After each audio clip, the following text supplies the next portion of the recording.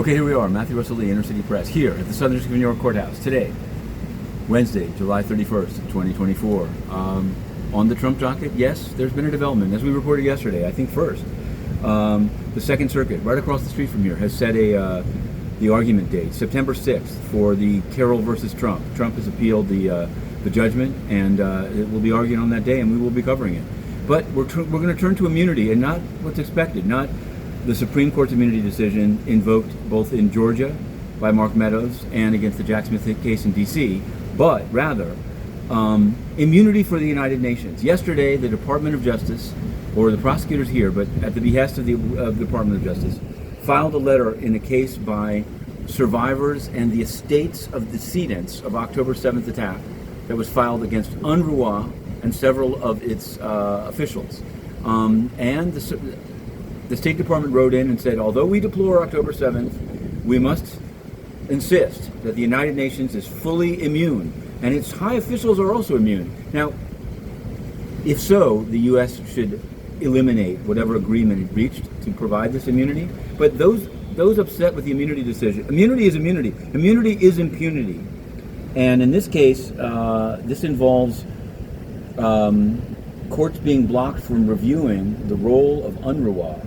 Now, the question that I have is, does USA fund for UNRWA have immunity? I don't think so. I think that they're a fundraising arm subject to U.S. law.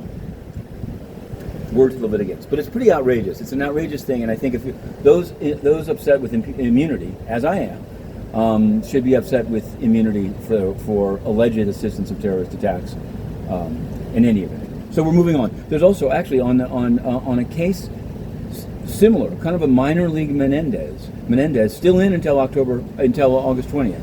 Cuellar down in Texas, his lawyers are complaining that the DOJ doesn't want them to get SIPA, Classified Information Procedures Act certification, claiming that although they've filed motions under SIPA, the government has.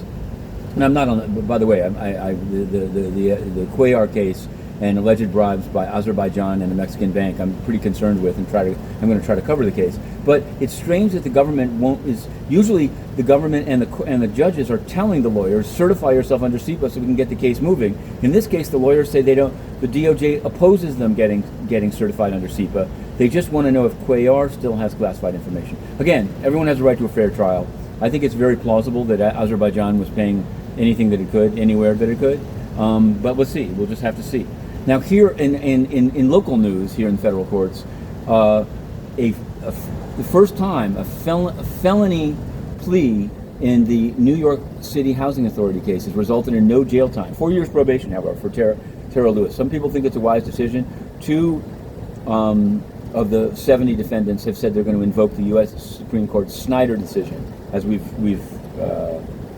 explained. Now, in global news, there is the assassination, death in Tehran of Ismail Haniyeh. We're waiting to see what the UN says. It's going to be interesting, and it's something I'd like to be in there today to actually ask them and make their position known, but Inner City Press is banned from the UN by Antonio Guterres, he's on vacation in any event. He managed to put out some canned statements. He hasn't touched this one yet. But we will not rest, because it's a sleaze fest in there. We report on it daily, and you can find that. But we had Quinn Emanuel, Dwayne Morris, these are pro bono law firms, wrote to the UN, no answer at all.